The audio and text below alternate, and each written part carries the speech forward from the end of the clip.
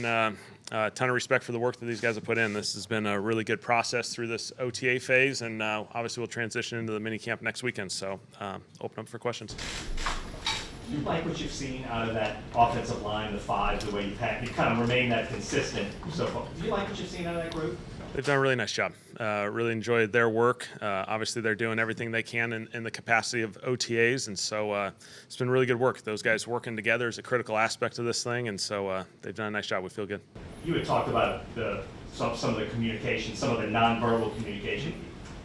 Would you consider it important to get the guys in spots as soon as possible and get them to know each other as good as you can? Continuity is always valuable in this space, and so those guys are going to work together a lot. Obviously, we're trying to keep that as consistent as possible. Understanding there's flexibility within this. Things happen. It's long NFL seasons. Those guys are going to have to, someone's going to have to move a spot probably in the middle of the season at some point, and so, they'll handle that accordingly. Kellen, with a new coaching staff, guys coming from all over the place, how is it useful having a guy like Phil Galliano, who's been here 6 years, worked with most of the guys in the house? Yeah, certainly we were fortunate to be able to keep some coaches here that were in place previously, and so that's always an advantage. Those guys have a great feel for the personnel, certainly the building, and so they're great resources as you kind of navigate that. We have a number of those guys, and Phil's got so much experience around this NFL, and so as we went through the hiring process, Phil just kind of was patient as we went through it. He was an awesome resource. His experience is something we can lean on, and I love the juice and the energy and the presence that he provides us. You talked about the O-line potentially having to move around and whatnot, maybe as the season goes on. How nice is it to have a guy like Eric with the experience and obviously his ability to be able to kind of anchor that from a leadership standpoint, also from a talent standpoint? Yeah, the center is a leadership position by nature. There's a lot of communication those guys have to do, and so Eric being there, being the consistent leader that he is, will be a huge advantage for us. Obviously, he's an experienced guy. He's one of the best in the league at what he does, and so we're excited to have him keep continuing to build. How can you evaluate the D-line right now, the defense as a whole, as far as run defense, where look how the OTA is structured, minicamp and training camp. Are you pleased right now with the personnel, or is that a wait and see if you can try and make improvements in that area? Certainly from a run game perspective on both sides of the football, you're not going to get a real great evaluation this time of year. It's more, hey, are they assignment sound? Do they understand their responsibilities? The execution and what it looks like ultimately won't happen until training camp, but these guys are doing everything they can from a fundamental perspective and individual. Certainly our defensive line, offensive line spend a ton of time on individual. That's really the bulk of their days this time of year, and so it's going to be a growing process as we go through it. So Kellen, are you pleased with the personnel on the defensive line? They've done a nice job. Yes, they've done a nice job. We've brought in a couple veterans, but also some younger guys who obviously will bring some youthfulness to that position, and we feel like we'll let those guys all compete, and we'll see what happens. Kellen, we asked you before about Trevor Penning's move to guard, but out of the selling point last year with the Eagles' offensive line was just the sheer size across the board at all five. Was that also a big factor in having a 6'7" guy go on the inside to add to that girth for the offensive line? Yeah, I think certainly you have to be able to anchor in this league in some capacity, and so you're going to get bull rush. If someone can run through you, there's going to be challenges no matter what the circumstance is. And so Trevor playing a guard, he's got size, he's got mass, he's got physicality that's going to be perfect for that position. And obviously, our experience the last couple spots everyone's been has had those guys go from tackle to guard, so we feel good about the transition. How's the transition been we talked about a new program. You were an offensive coordinator, you kind of know what to do and how to do it, but now as the head coach, there are far more responsibilities. From your time management, how has this process gone during OTAs? It's a great question. I think it's just a time management part of this process. And so obviously, I'm doing everything I can from an offense perspective, but you're part of all three phases and certainly a lot of the other operations that this organization has. And so you feel like you're teaming up with really, really good people that you can lean into, but it's really fun to connect with the defense, the special teams when you're able to, and really rally behind those guys as well. When you get College Football Hall of Fame, Chris Peterson, how has he influenced you as a head coach and as a coach? Yeah, I truly believe Chris Peterson is one of the all-time best. Not just the on the field, but the way he did it each and every day. And so, that's my foundation. My foundation is, Prosser Mustang football, which was my dad in high school, and then Boise State with Chris Peterson. And so Pete's one of the all-time best.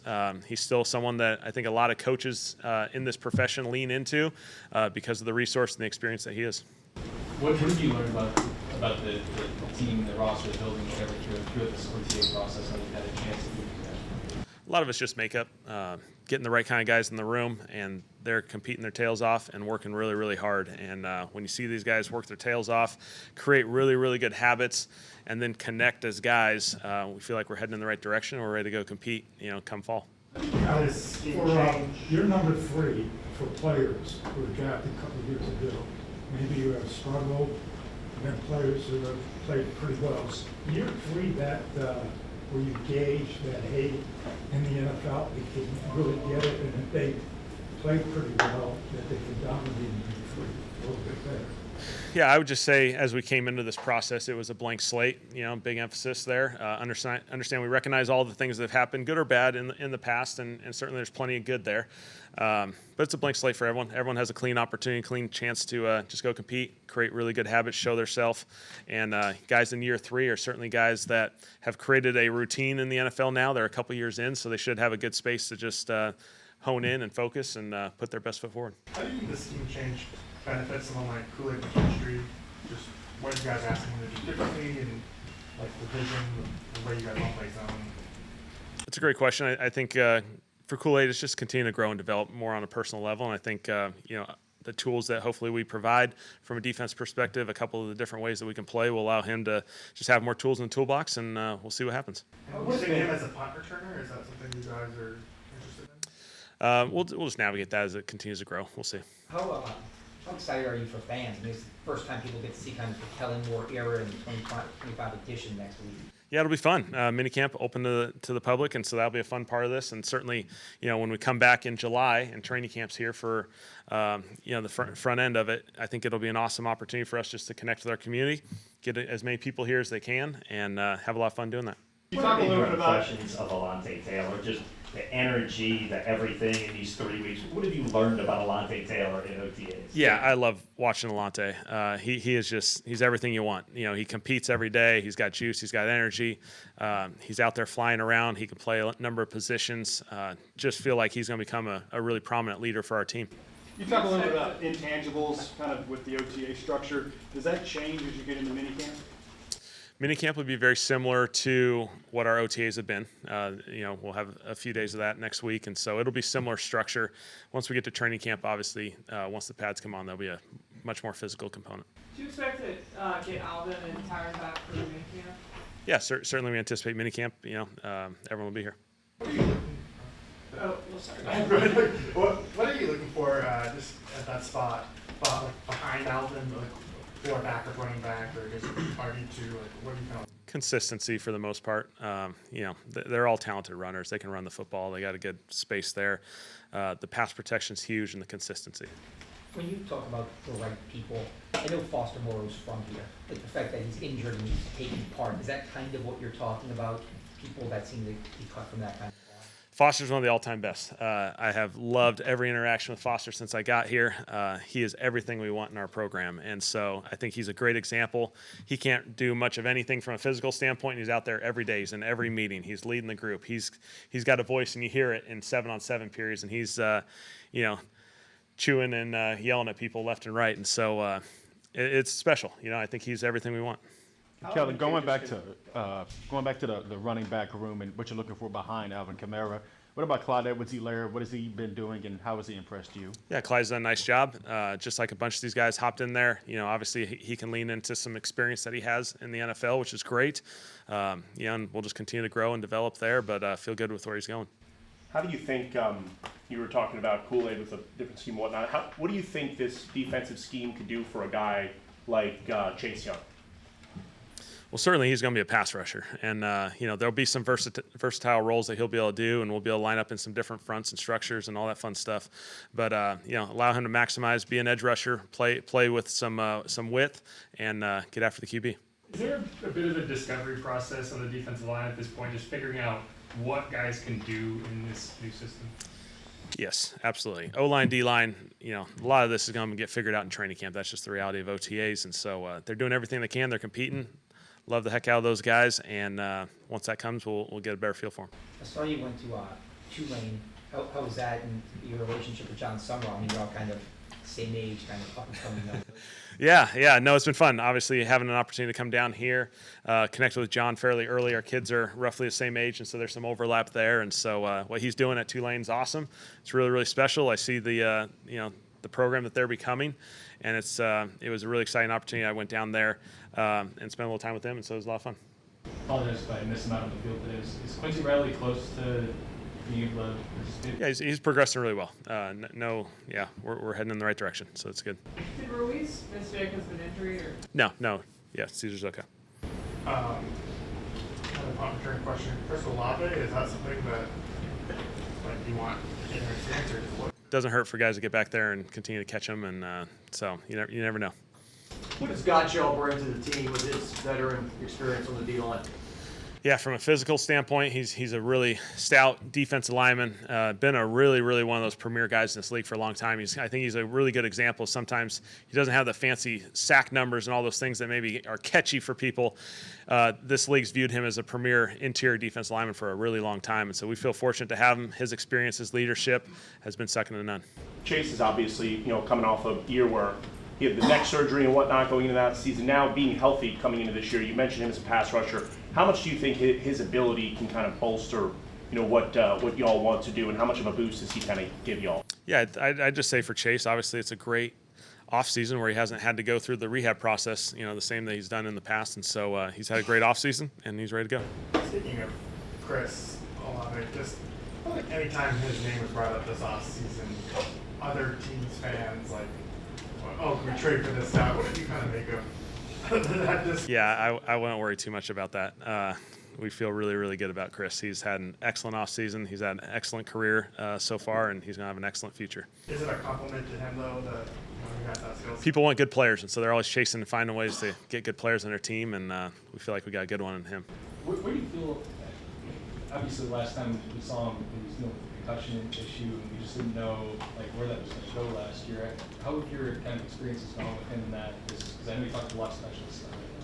Yeah, I've had great interactions with Chris. He's done an excellent job. I mean, he's been here just about every day, and so he's done an excellent job, and I feel great. I saw, stuff you see on social media. I saw where Archie was here. I know you went to the Manning Passing Academy. How nice is that for him to come in and maybe just talk to the young quarterbacks in some way? Archie is awesome.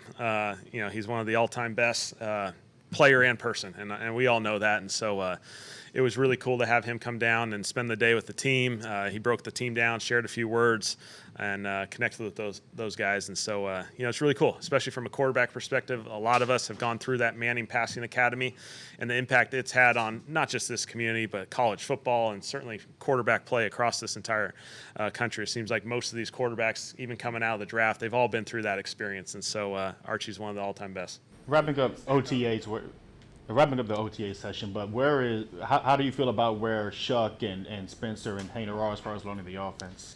Yeah, the Qs have done a really nice job. I think their mental capacity, their ability to communicate has been at a really high level, and I've been really appreciative of that, because that's sometimes when you're a younger player, that's a lot of the challenges, is just navigating all that. And so they've been out there competing, doing an excellent job. I think we got a bunch of younger guys, but really good guys. They're wired the right way in that quarterback room. When the fans do come next week, is there something you want them to learn or observe about the way you guys practice or set the tempo or anything like that? I think they'll see a team that's competing, having fun. Hopefully there's juice, there's energy. I think that's the big part of this thing, is we're all in this thing together, So hopefully we provide them an opportunity to come hang out with us for a few days. And certainly as we navigate this thing come Sundays in the fall, we'll be needing them as well. Did you have to sign off on Kool-Aid switching to 4? Or? He was fired up, so he looks good. Kellen, what's your view with Juwan Johnson, the tight end? In the past, here he goes from receiver to tight end, and he's had outstanding months, and then he's disappeared.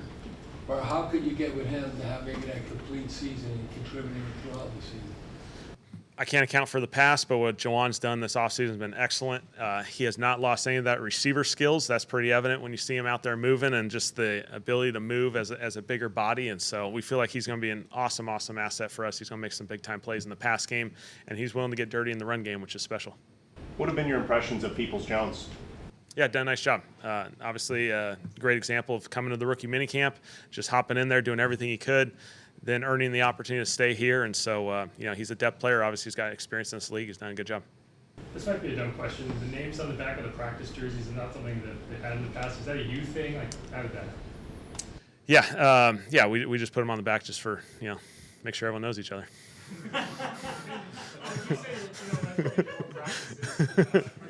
Are you very particular about how things run, like specific things like that, or how do you kind of structure your practice? Yeah, we spend a lot of time preparing how practices are going to go. We spend a lot of time just on the logistics, so they're efficient, they're clean.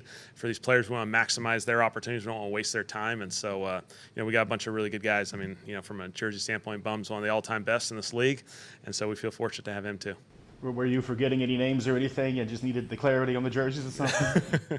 Figured why not throw them on there. They've earned it. Just because you just circle back to Foster, because you seem kind of enthusiastic speaking about him. What did you think about the circumstances of his injury, trying to make a play at the end of the last game of the season for a 5-win team, and how does that affect your impression of him as a player and his character?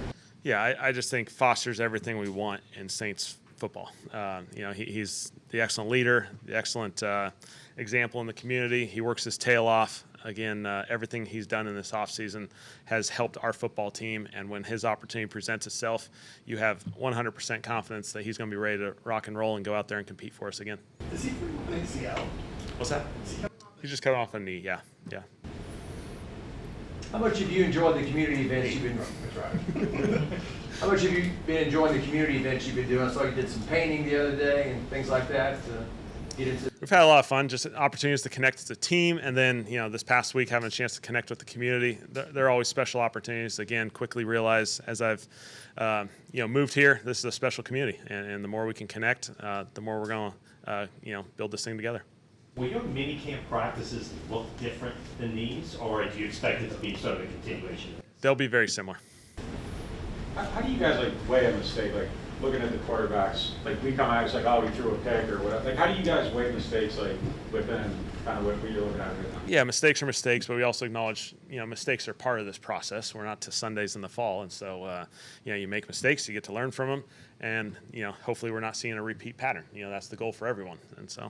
What's kind of the most common mistakes you're seeing right now from the quarterbacks, or something that they've grown from? I think it's just working through progressions and sometimes not getting stuck on things, which is natural for all guys. Do you have a favorite restaurant yet? Any place? I guess you'd say Desi. I gotta give Desi some love, so he'd be mad at me if I didn't. So no, it's good. Awesome. All good. Appreciate it. Thank you.